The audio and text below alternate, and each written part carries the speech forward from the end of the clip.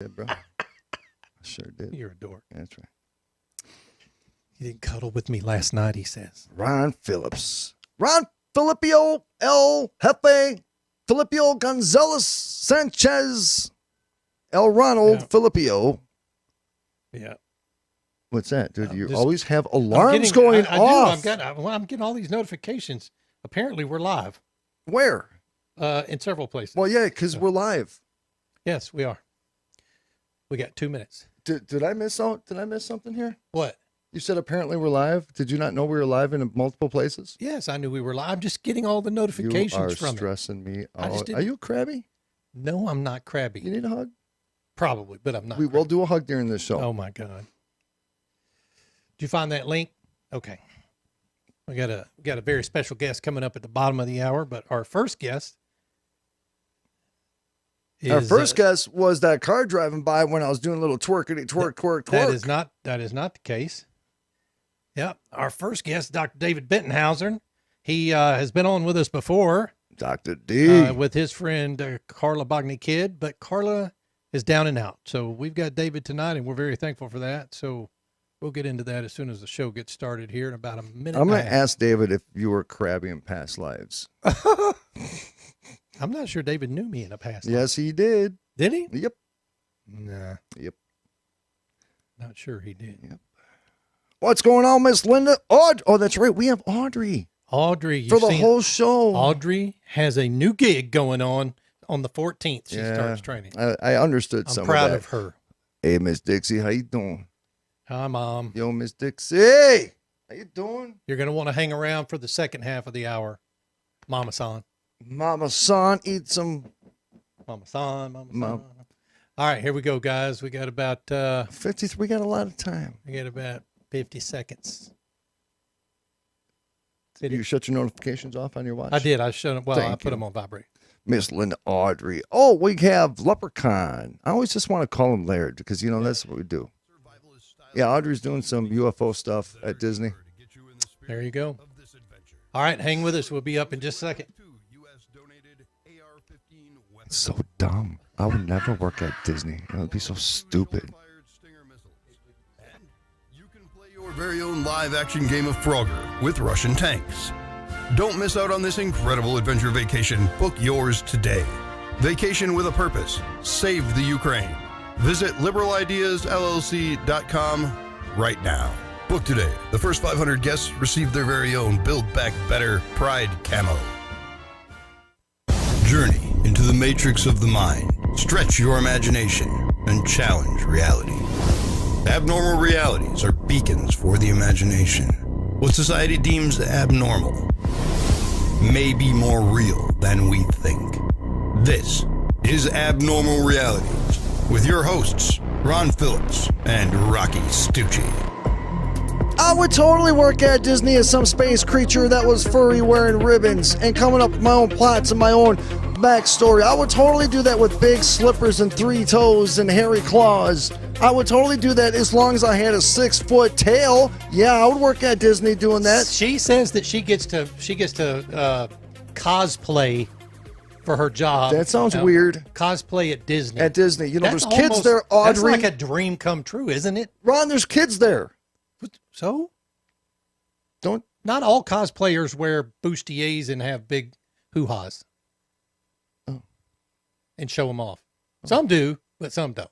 That's why people go to Comic-Con. You know that, right? Yeah, sure. You know that shit. All right, brother. We ain't got a ton of time. Hey, let me say really quick though. Please. Odyssey Radio kids, get your asses over to Odyssey Radio. It's ODYSY radio.com. Look us up on iHeartRadio if you want to listen to the 24/7 broadcasting of Odyssey Radio, or you can go to your Apple Android store, download the app, and you can listen anywhere, anytime, and represent with that Odyssey logo on your phone. But OdysseyRadio.com, check out the amazing lineup there, folks. Get busy and get going. Filipio. We've got David Bettenhausen with us tonight, guys. We had him on a while back with his friend Carla Bogny-Kidd. Carla's a little down and out, but we've got David on tonight. David and Carla have been friends, close friends since 1998, feeling a deeper spiritual kinship for each other. Dave and Carla had spontaneous memories of 29 past lives together while meditating. So we're going to get into that and ask David some questions. David, welcome to the show, buddy. How are you? I'm doing great, Ron and Rocky. Actually, since I was hearing you, I just need to let you know, I do know a woman who was once one of the Chippendales, as far as a big chipmunk down at Disneyland. Oh, great job. Get to wear a big mouse hat, whatever. I would do it. I would do it. I would. Yep. She probably wasn't supposed to tell you that, Dave. I'm just saying. No, probably she not. was a secret underground Chippendale society that we're not supposed to know about. Yeah, she probably wasn't supposed to tell you she was a chip or a dale. Oh no, I'm part of the Alpha Cattle Society for the Chippendalers. Wrong Chippendalers, dude. Oh. Yeah, that's a different Chippendale. Yeah, not son of a. It's whatever your confusing. was, not the strippers. Something like that in the past. We're not going there. Thank you. Thank you for that. Because David probably knows. He probably knows whether you did. That's right. Did I?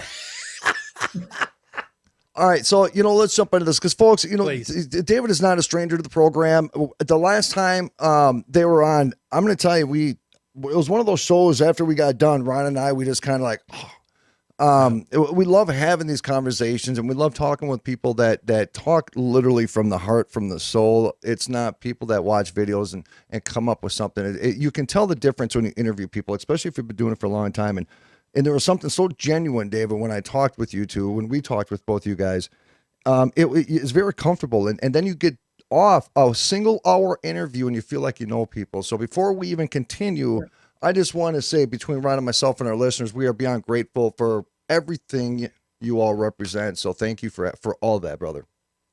Oh, and thank you for having us back on again. It was a pleasure. Yes, sir. All right. Sometimes you start talking to people and it's real. It is real. And like I said, you do this business long enough and you can kind of swim through the people that come on.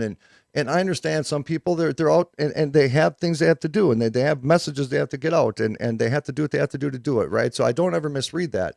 But when I have conversations about life, especially with my background and my past, man, anybody who brings anything to that dinner table, it better be worthy of eating. Because these are conversations to me that are super personal and they're super deep. And that's where I kind of wanted to go with this and how to start this conversation. I made a comment when I first showed up to Ron's house tonight.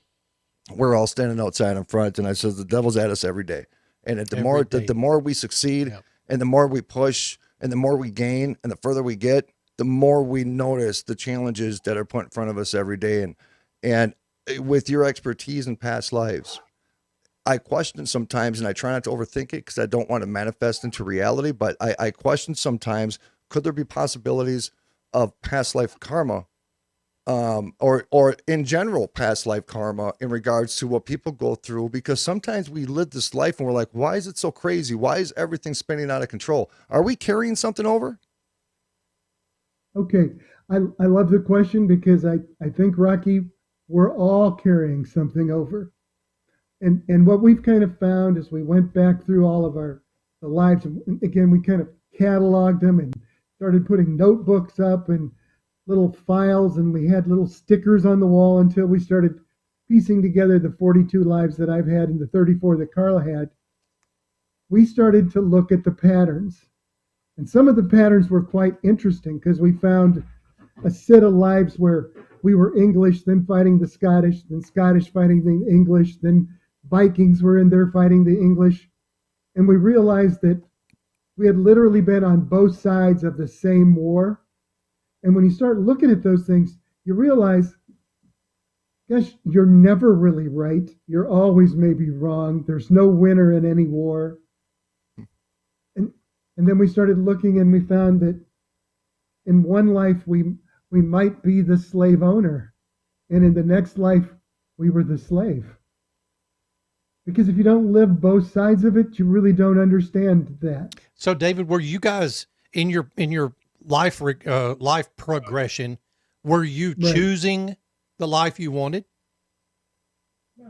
No, I don't think that choosing the life we wanted. Now, as far as while we were living that life, were we choosing the life we wanted? Yes. No. Okay. No, I was, I guess I was asking the question in such a way, but we've had people on before where they said that, they made the choice to go live this life to get the experience. But in your particular case, that's not the case, right? Is that what you're saying? That is not the case. Our experience is that we had mistakes that we did in the past, if you want to call them mistakes, negative choices. We try not to get real negative with people, but we made choices, and then we had our own issues that we created, and we're responsible for our own actions. And so you can't even escape your actions in your past life. You're going to have to address them in the next life. And that, in the simplest way, karma, sometimes it's, you might be the slave owner in the past, and in this life, you might be an alcoholic because you are now enslaved by the alcohol or the drug. It could be that you were a terrible tyrant of an employer in the past, and now in this life you have an employer that's very difficult to deal with. But if you don't live on both sides, you don't start to learn compassion. You don't understand what you need to overcome. It's profound you say that, because it's something I've always said. I don't know why it sticks with me so much, but I always say people fear what they don't understand and hate what they can't conquer. When it comes down to people having religious debates, I don't debate religion. I don't, for one, know enough about religion to debate. And because of the fact is people spend more time debating it instead of experiencing it. That's why I just kind of don't jump in that arena. But how could I be so substantiated in my faith if I don't understand the faiths and beliefs of other people around me? There's nothing wrong with exploring that. It's not that I'm exploring things because I want to become that. It's exploring things because I'm trying to understand who are we as human beings, and why do we think the way that we think? And here's my big question is, a lot of people, we have these core issues, and it could be a past life karmic issue. And a lot of people don't know how to identify that karmic issue, or even know where to start with possibly maybe like a past life regression to maybe starting to try to identify that. What would you recommend if somebody wanted to try to heal some past karma? So absolutely, Rocky, that we went and got trained with Dr. Brian Weiss on past life regression. Now, I don't actually do it, and Carla doesn't, except for we do past life regression with friends and family, and because it's a great tool to open up your friends. It's a great way to learn about yourself. It's a great way to explore past. And there are a lot of really great past life regression people. And I could give people recommendations if they were curious.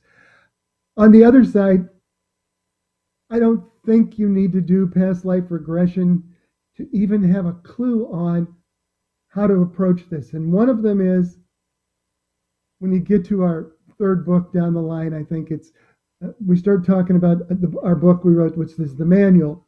The manual actually talks a little bit about astrological signs and how they follow you, also traits that follow you throughout your lives. And there's some definite patterns that follow that if you read the manual, you can see. But an example is in my past life when I was J.J. Wright and Carla was Ruby, and we were in Chicago in the 1925s. In that life, we actually met our demise, but we also caused a lot of pain for a lot of other people because we were truly selfish.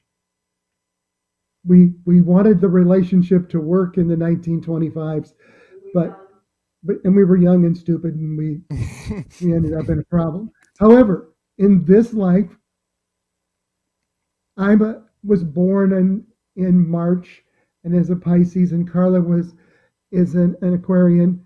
And it's interesting because as we went through all of the lives and things, we find out that Aquarians, Pisces, and Aries all have a selfish concern in their past life. And they have an angel. Again, if we leave religion out of it a little, we have an angel that is directly related to selfishness that will help us. So that in this life, you will address selfishness because in the last life you didn't. Now, when this first came up in all of the stuff that we were learning, we were like, well, I don't feel like I'm really selfish now, but it's, did you give up your time? Did you only consider yourself? And we've talked about this before, that we have the 5 simple rules, but the 4 things that are karmic that we're trying to avoid are selfishness, unforgiveness, conceit, and jealousy. And so if you look at the astrological signs, they're broken down into those same 4. There's a set of traits that are following us. People have heard about Jung's archetypes, and there's kind of a little bit based on Jung, of the archetypes that Jung talked about that follow us, and it kind of designs us as we set out into the next life on the things we're going to have to address. Now, this becomes almost a religious conversation, because you start to talk about why are we somehow predestined, and how do we still have free will, and how do those things correlate into each and every life. And if you've had people talk about it, they talk about soul contracts that they come with, and they say they planned their entire life out. Well, I find it really interesting, because there is a whole lot of past life regressionists and other mediums and etc. who spend their whole life telling people that they can get out of their soul contract. So apparently a soul contract can't be enforced. There is no actual contract. You may say you're going into the next life and you're going to address, selfishness. Right. But you don't have that contract unless something predisposes you to enter in all of those issues. And so, again, one of the other things I like to tell people is if you could choose your parents in the next life, and your parents didn't choose you, who would win? The soul contract idea is a little bit on the edge. So that really means that what happens is there must be creator, Tao, source, energy, whatever that exists, that is smart enough to take 7 billion people and enter them into a matrix or computer system or mathematical equations, such that each person in each life actually has to interact with each other. And we talk about that in the manual. Now, it becomes either a science fiction story where there's some sort of matrix and there's somebody who's smart up there, or we start to talk about whether there's the Tao, which is the way, and maybe that's not volitional, or maybe there's a creator God source that is volitional, something greater than you that helps make these decisions, that coordinates the plan, that sets us on the next life. And what my spirit guide has said is each and every life is supposed to be conquering those things that we call struggles. And if you talk about there being a creator, then to overcome struggles makes you a successful human. And once you become a successful human, you actually start to be able to give more. We still need the experience on earth, because without experience is the basis of all communication. So we have experience on earth to learn to communicate with each other. At times there's a struggle that we have to overcome. And when we overcome all the struggles and we've gone through and learned all the lessons, then we return back to the creator, Tao, source, however you want to call that, whether it's volitional or not. You return back as one entity that now can communicate with each other in a way that they couldn't communicate because they had no shared experience. We come back having overcome all the struggles in life in a way that Isabella says is permanently orgasmic, because we have no more struggles, no more wants, no more needs. So our purpose in life is to return back to a place that is loving, giving, sharing, and we have to have all those experiences here before we're able to share completely there. Brother, I grew up Catholic. I went to a Catholic school, and I noticed that lots of times, a lot of the people in my family that I have some of these conversations with, you know, a lot of what their conversation points they have with me when we have open-minded conversations, you know, they push back on a lot of things more of what they were taught than what they feel or experienced, right? But I noticed something here in regards to the book, the manual. You have something in here about you and Carla reconciling your Catholic upbringing with reincarnation. I'm really curious about that. Okay. And that has been one of our journeys. You know, first we had this great experience and we found all these lives, and in the book Hell No, we started to reconcile, and we do have 7 stories in Hell No Reincarnation, that book too. But when we started to do the research, some of it was that I needed to know that the experience I was having made sense. And so part of the experience was that there was something spiritual going on. There was something real going on at the Department of Perceptual Studies at the University of Virginia. They're doing studies on reincarnation right now. They have about 2,500 kids who have confirmed memories that seems to place them in someone else's body before their current body. That alone is a body of evidence that means that there is something that survives life and death, that continues. And so if there's a middle life and an afterlife that's coming, what does that mean to being raised Catholic? And so we started to look at it.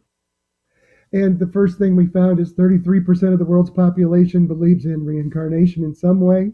Yeah. Judaism, which is the beginning religion for all Christians, Catholics, Muslims, actually has a tenet of reincarnation in part of their teaching that has been there for thousands of years. At about 200 AD, the Origen of Alexandria, who was the early church leader, actually wrote a treatise which was all the early church doctrine of the Catholic Church. And he included transmigration of the soul, pre-existence of the soul, and intermediate states of the soul, and possible reincarnation of the soul as all tenets of the Catholic faith. Now, at about 400, Justinian is involved. He's a Roman emperor. He gets involved in the church. You know, it's 200 years after Origen dies, and he gets excommunicated from the church, saying he's a heretic because he believes in reincarnation, because reincarnation sort of makes the atoning death of Jesus not have the same weight. You know, if you're going to get another chance, then Jesus doesn't have to die for our sins. And that part becomes, you know, a questioning for me. We kept researching. Isabella started talking to us. We started writing everything down, and really in the manual you will find a quote from God. In the experience that I had with God, you will have a quote from a couple angels. You will have a quote from my spirit guide Isabella that are verbatim as I feel them, and that's the best thing that I can say, because it's not quite like words. And for me, it's a religious experience, and I'm going to say it's a spiritual experience, that there is a being that is greater than us, who is smarter than us, who has a plan for us. That's how I experience it. And there is an afterlife. And if we look at near-death experiences, people who have mediumship experiences,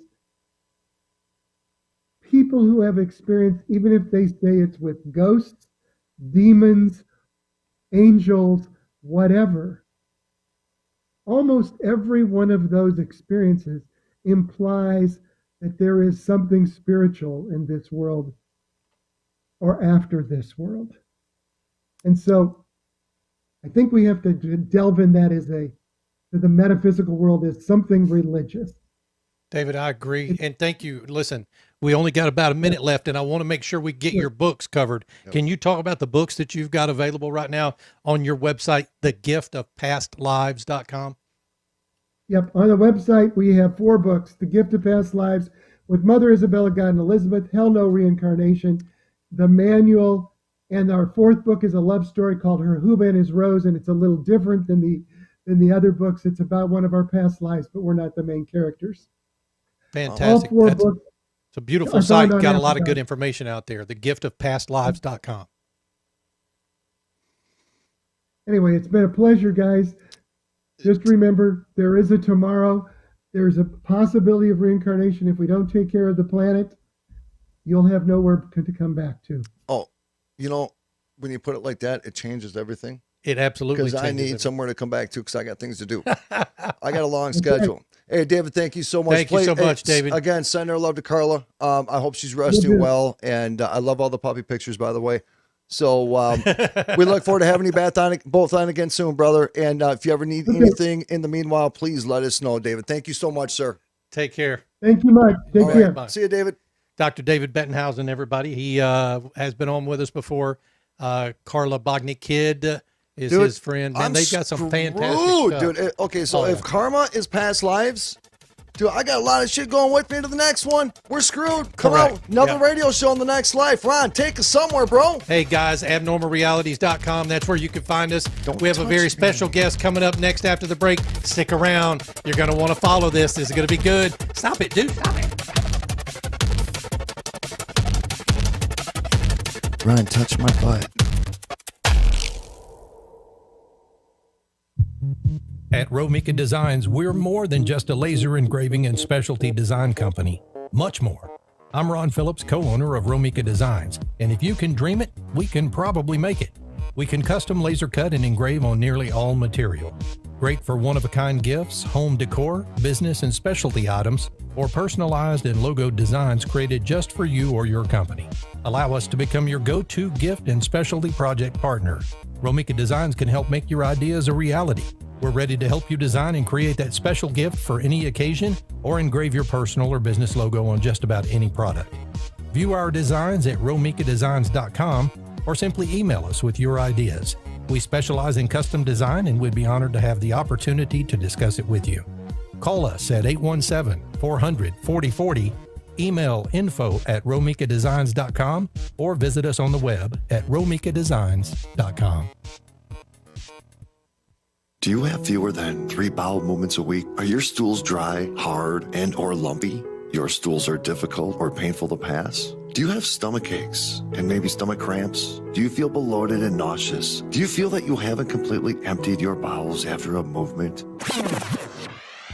Well, if that's the case, then the chances are pretty good you are dehydrated. So what you need to do is go to www.insanecustomtumblers.com. We have hundreds upon hundreds upon hundreds of images that you can purchase for your personalized tumbler today. If you're looking for a custom design, we can help you with that. Insane Custom Tumblers is the one-stop shop for you. Once again, go to insanecustomtumblers.com. Again, that is insanecustomtumblers.com. Use code INSANE20 for a 20% discount today. InsaneCustomTumblers.com. Hoop well, my friends. Hoop well.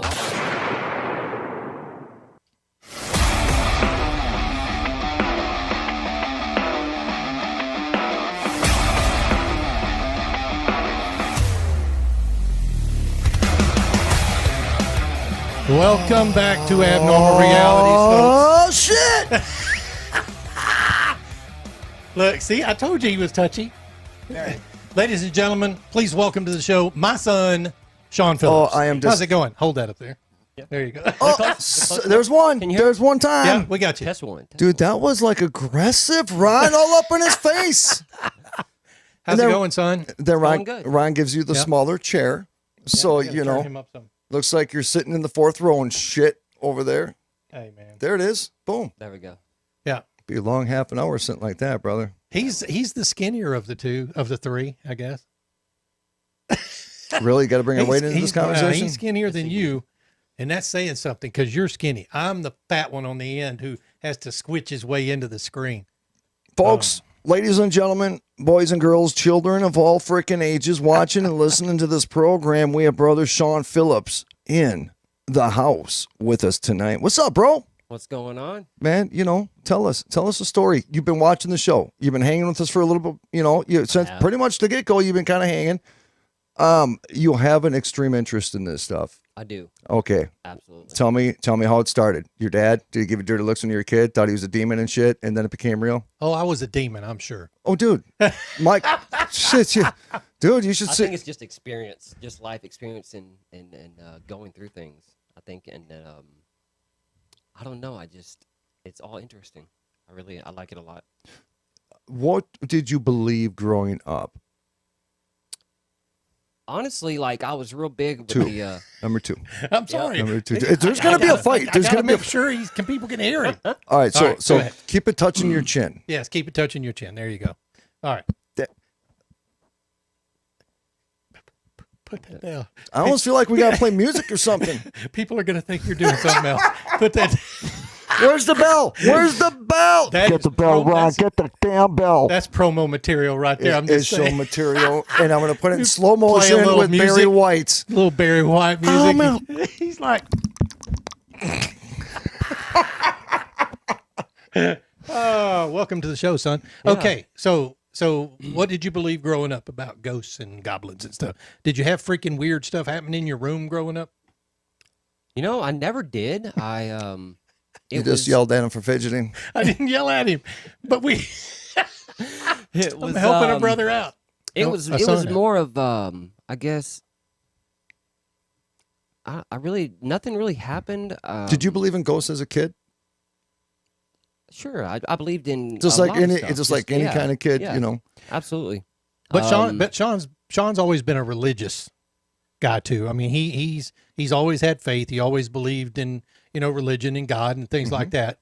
But you didn't really get into doing ghost hunting stuff or research until the last few years. Yeah, right? Last few years. Yeah, I guess the when he UFO heard about stuff. that guy named Rocky Stucci. That freaking guy, I can't stand that punk. If you guys know him, you tell him I need to find out where he is because I want to slap the shit out of that punk. Yeah, I think it's really the UFO stuff lately that's been coming out more and more. It's exciting just to think that there's more out there. All right, so if you got abducted, disclosure, and let's say it's awesome. Let's say some gray comes up to you, strapped down, probably duct tape, because UFOs have some special kind of duct tape. But some alien came up, threw your legs up, and gave you one. Would you resist, or would you just say it is what it is and there's no turning back? I don't know, because in that moment, I think I would be so just awestruck that there's an alien around me. And in me?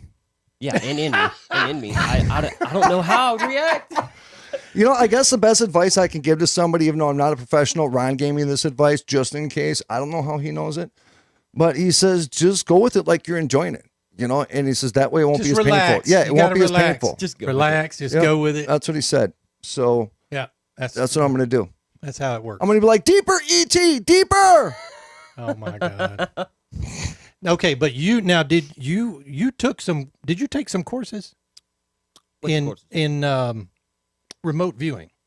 Oh yes, I started some remote. Yeah, so Rocky's done this before too. Yeah, I want to do a lot more because I'm very open to a lot of the I don't know if it's supernatural or what it is, but the people are out there in case you're just looking down here.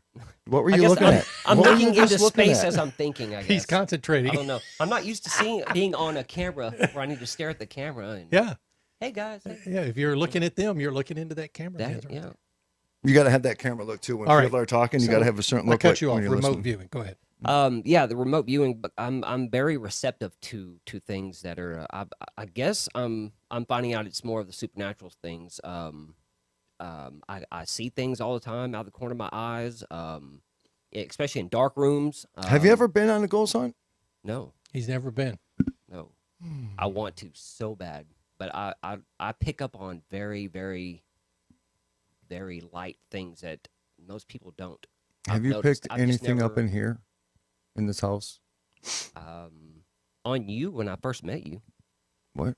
Yeah. Wait, tell me more. Yeah, that was downstairs about an hour ago. Yeah, I got to know who the hell came with me. Tell me more. Okay, so I don't know. Hey, Ron. You're carrying something, but I don't know what it is. I got it. God. I'm cutting that clip too. Thank I you. got this. Go ahead. Go ahead, Rocky. So you feeling like something's attached to me, or just something's hanging with me? Something's with you. Yeah. Good energy, bad energy? I don't know yet. Well, I'm not going to have all good It doesn't with me. feel bad. It doesn't feel bad, but it can do bad. I'll just say that. Yeah. It's kind of like my toy. It's my pet. Yeah. That just kind of hangs around? And it touches me when I command it to. In a funny way? It could be a spirit. It could, it could be a spirit or something. I wouldn't say it's evil or bad, but I just feel, I don't know. It's hard. I haven't developed any of like what I'm feeling. It's a feeling. And No, brother, I get yelled at all the time for it. I do. I get yelled at all the time for it. Every time I go to a location, I bring something home with me. Yeah. And that's probably what it is. Yeah. That's probably what it is.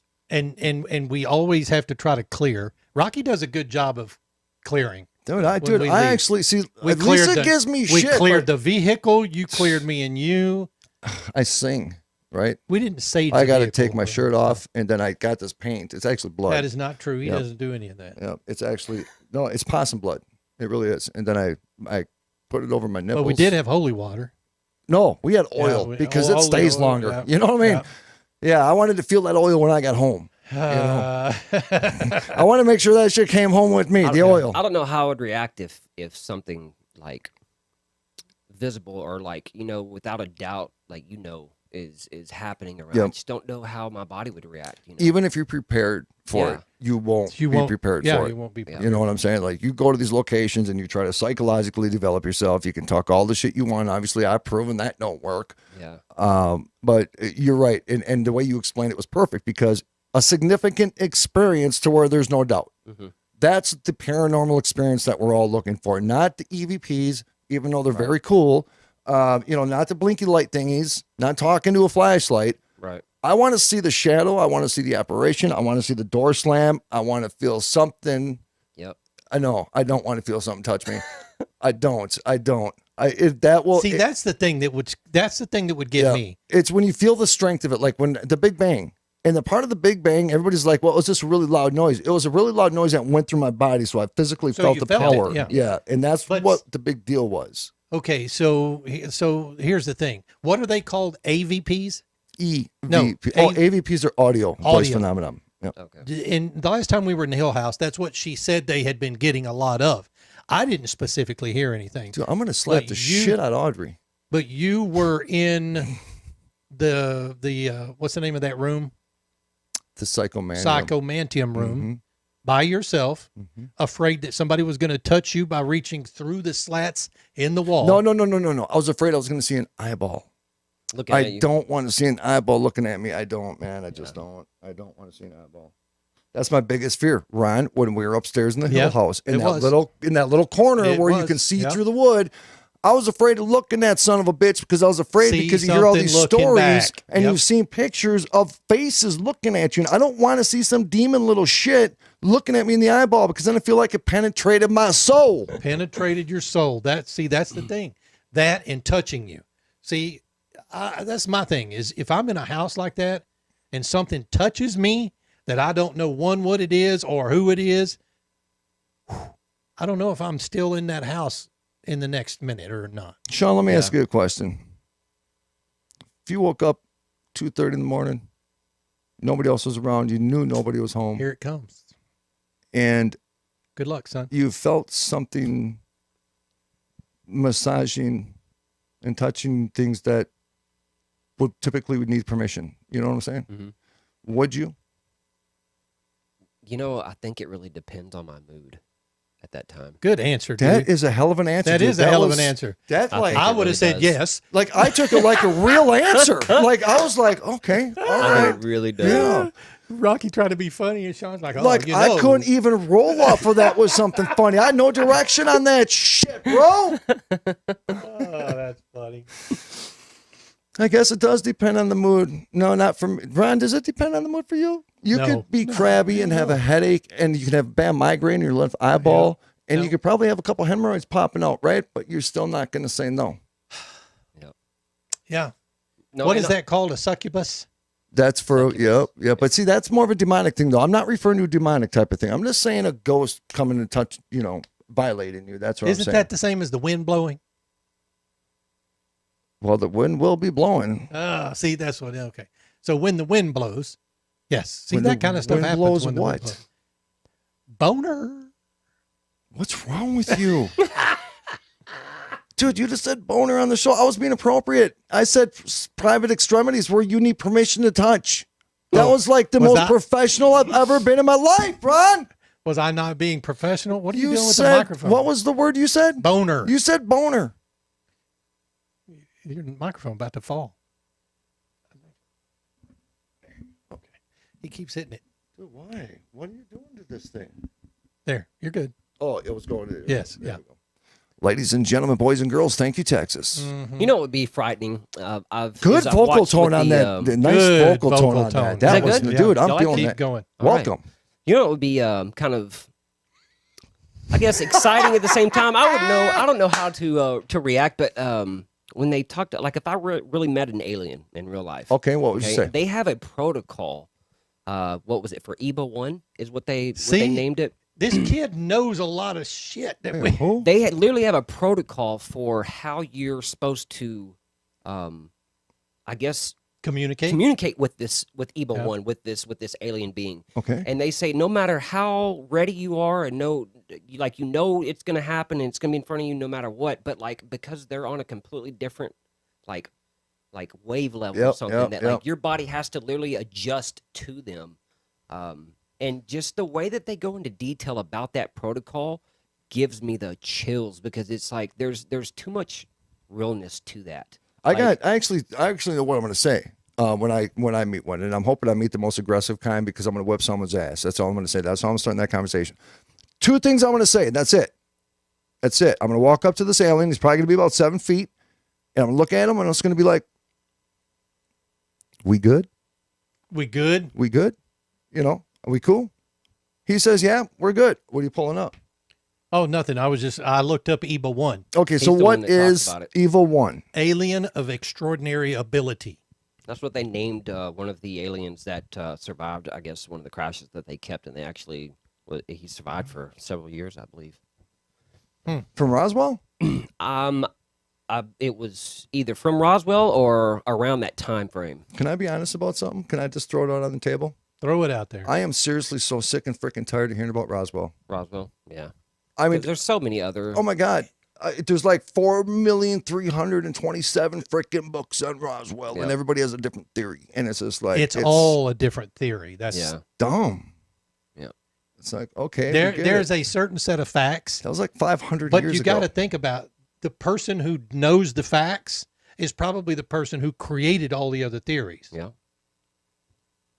Oh, and Betty and Barney Hill, that you wouldn't know the facts, right? That's wild when you hear their. You hide the facts in plain sight. What were they doing? The regression therapy. Wait, isn't there scary. tapes? Isn't there tapes? Yes, with that? there's actual recordings of audio recordings, and when you hear their voices and them like being in this, it's so real. Like they're not. This isn't being made up. Like this is being described as someone's fear that they lived. They went through this. So was it their regression into having been abducted? Yes. Whoa. Betty and Barney Hill. Betty and Barney. I think they were like, besides Roswell, they were kind of like the first big alien interaction case. I may be wrong on that. Audrey knows because she's part alien. Yeah. Ron's part reptilian. Blue alien. Blue alien. What was I going to say? Roswell. Audrey says Roswell just celebrated its 75th anniversary. Oh, did they? What? 75th. And we weren't invited to the birthday party? Wow. That's bullshit, Audrey. Yeah. I forgot what I was going to say in it. I think it was kind of funny, and I forgot now. Okay. What other things are you interested in, son? Space. Like his daddy. Like the new James Webb. Here's what I was going to ask you really quick, and then we'll get to James Webb. We got an EVP years ago, and the EVP said, it's not what you think. You can take that any direction you want to go because it's just going to be speculation off play of words, right? Yep. It's not what you think. Whatever it meant. I got EVPs that said his word is the way, and you can play off of that too, right? On whatever direction you want to take it. Do you think that there might be similar case scenario that we talk about the UFOs and we have a bunch of books on them and we theorize about things and we know some things are very real? Is it what we think, or is there a possibility that it's nothing even remotely near what we think? I bet it's some of both. Some of both, yeah, actually.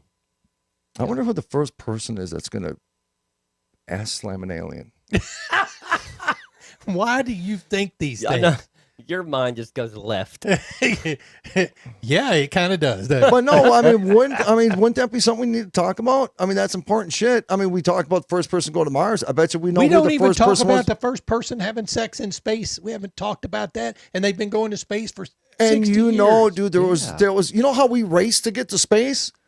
Well, there was a race to get some ass in space, too, right after the race for space. I'm pretty sure it's happened. Oh, immediately. Dude, you want to go get some on an airplane just so you can say, yeah, dude, I was 50,000 feet up and got some. Yeah.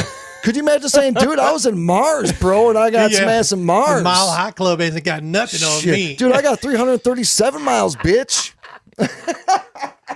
Oh, yeah. Imagine the zero gravity trying to have sex. That would be interesting. Huh.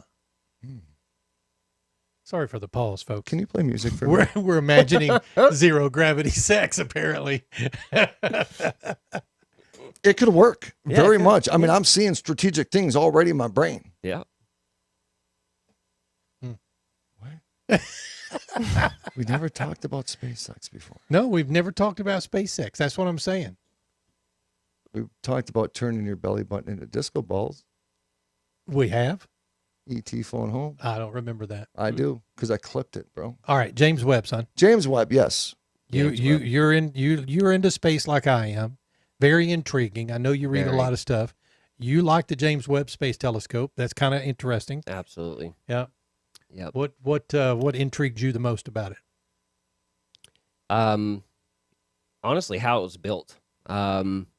The mirrors, how the mirrors were built was really neat. I remember you sent me that link. And yes, those mirrors, they had to be the way that they had to be made was they had to basically, when you take metal and you freeze it and drop it below certain temperatures, it bends and warps and stuff. And so what they had to do was they took it from room temperature and then dropped it down to a cryo state, and then they had to buff it out and everything. And then when they brought it back up to room temperature, it had like dents and warps and stuff like that on it. So they had to basically buff this thing out at an imperfect state so that when it dropped temperature, it dropped to a perfect state. Because once it's in its place, because here on Earth, normally, if you build a mirror perfectly here, it's not going to work in super cold atmosphere, right? Right. So they had to make it super cold. Why doesn't a regular mirror work in cold atmosphere? Because it warps. Because it warps. And so if you're trying to look through a lens or a mirror and it's being warped, then it's going to be out of line. So they had to actually. And you've got what is it? 18? It's 18 mirrors. I think so, yeah. 18 mirrors all converging into one tiny spot. Mm-hmm. And and Rocky, I don't know. Did you ever see the James Webb images that came out a couple of weeks ago? You did? Good Lord, I think. What were they of? Like multiple universes, a whole shit ton. But wasn't multiple universes? It was multiple galaxies. You're right. Oh yeah, galaxies. Whatever. Yeah. Everybody understood what I said before you called it out. Okay. No, and I just posted another one. Did you? I know I don't follow it, Filippio. Okay. Wait a minute. But I still like the pictures, bro. You probably posted a picture of Uranus. No, dude, it looked like life. It's Uranus. Uranus. Uranus. Smart people, when they're trying to talk about space, they can't call that planet Uranus because everybody in the damn audience will laugh every time he talks about Uranus. Because it's the joke. Sorry. Okay. It's Uranus. more of like a black hole. It is. Uranus? Okay. So you posted pics? Yeah, and it looked like life. It looked like a guy. It looked like a soldier. It was the weirdest thing. And I believe this. I believe our universe is all life. I believe that. What we seem to think is empty space because we're just little tiny. We're nothing. Yeah. We're so small. We're nothing. It's so we look at this space like it's this vast. The space is as big as your perception of it is, right? Mm-hmm. So and the size of what you are. But I believe, even though what we say is dead space, I believe there are multiple verses right frickin' there. I believe they're right here in front of us. I believe we are right next to other existences, literally just somewhere right here. Dimensions. So I believe when you look at these pictures, they look like neurological systems. They look like eyes. They look like parts of the human body. That's it's all my connected, deal. you know? I mean, in our solar system is like an atom. If you ask me what God is, I would say that's God. Yeah. Yes. Yeah. And you know, who knows? I mean, you look at the James Webb, of all of the galaxies that you can see in that one sliver of an image, and it's the size of a grain of sand. It's a galaxy, like our Milky Way, right? Yeah. With many planets on each and many stars in each. And you got to think, we can't be the only ones. No. So would you be uncomfortable if an alien came off a spaceship and had a huge ass ball sack? Because they're not wearing clothes. Would you feel uncomfortable? Would you feel uncomfortable? Would you ask it to wash his hands before he shook your hand? I don't even know how to try to be serious when you're asking questions like that. Everybody visual a big ass green alien coming out of a spaceship with a big old schwank and ball sack. Everybody freaking pictured it. Did not? You're going to be mad at yourself later. Ron, I saw you visualize it. I saw your eyes lock in on the focus. I did. I was trying to visualize it, Rocky. I'm sorry. I cannot help myself. When you paint the picture, everybody's got to get it. Yep. You know, Sean, I've known you for a long time, brother. I've known you for at least a year and a half, 2 years, maybe off and on a little bit before that. And this is the first time that I actually got to meet him, shake his hand. I tell you, man, life can be a bitch, and it's an honor to sit next to you, brother. It's an honor that you're here and you're good and everything. Life is good. And well, you get at your age to look back at, honestly, the life you've lived, just let's say in the last 15, 20 years, is 20 lives for other people. Yeah. And I'm proud of you. I'm proud that you've made it this far. I hope you keep going well with the things that you're doing. Thank you. And I love you. So you keep doing what you're doing. Thank you, Dad. give him a hug. I love you, son. I do. And you're welcome on the show anytime. You can come visit with us because I know this stuff interests you. It's cool because he's excited and now about you it. have fans. Big time. You know, excited. he's on Love Facebook. I think you can find him, but he has fans now, so that's good. You guys reach out to my son. It is Sean Phillips on Facebook, right? Yes. What's your Insta them, handle? I don't have any. Do you have anything else besides Facebook? No. All right. So which Took one a break is it? from all the social for a while. So. Good for you. Which one is it on Facebook? It's Sean Phillips, but there's like several of them. So, go to Ron Phillips's timeline and look at the people that like his shit and look for Sean Phillips because that's going to be the one you're looking for. Yeah, that's the one you can find. Yeah. That's how you do it. So, you know. I try to keep track of them all, but sometimes I can't. So, all right. I may be friends with 2 or 3 of Sean Phillips. So, dude, don't worry about it. You are friends with 4 Rockies, dude. Don't trip. No, I'm a friend with a Rocky and a Rocco. And a Rocky CKY. And a Rocky CKY. I don't like that one. He's a punk ass. He's a punk hey, that ass. was really cool though. What you had sent me earlier, the line in Saudi Arabia. Yeah. That they're building. That is really neat. Yeah, I kind of want to live in that. I sent it to Rocky earlier this morning. He's like, "What? And then I said, "Read this article," and you came back with, "Whoa, very, very neat." That's something that could get my attention. Yeah. Really? You know? You mean in a way because it's controlled and it's not controlled. It's not forcing it on an entire planet. Yeah. These are controlled areas. You know what I'm saying? And you either choose to be part of it or you don't. Right. And that's exactly. You know? Yep. Folks, hey, man, Sean Phillips right here on the program with us tonight, this Thursday. Do not forget, every Thursday night, you can catch Abnormal Realities, but visit the website, abnormalrealities.com. And, of course, Romika Designs, 100% custom-made. You want it custom, we'll do it. Screw it. We'll do it. We will laser your freaking face. I don't even care if you want to pay for it. RomikaDesigns.com. Ladies and gentlemen, we love you guys. We appreciate you guys. We got some major things brewing in the works. No bullshit. Man, buckle up those seatbelts, man, because we're going to have some fun, man. Hey, we're live every Thursday night, 7 p.m. Central, 8 p.m. Eastern. You've got the Rocky Stucci show on Tuesdays, and then Rocky and Lisa on Wednesdays. Got to get out there and watch them. They were hilarious last night. I got my ass and kicked. Rocky lost. I did. Shout out to Kelly. Shout Kelly! out to Grandma, love you. Yo, Miss Dixie, how you doing? Bye, everybody. See you next week. Peace. Bye, guys.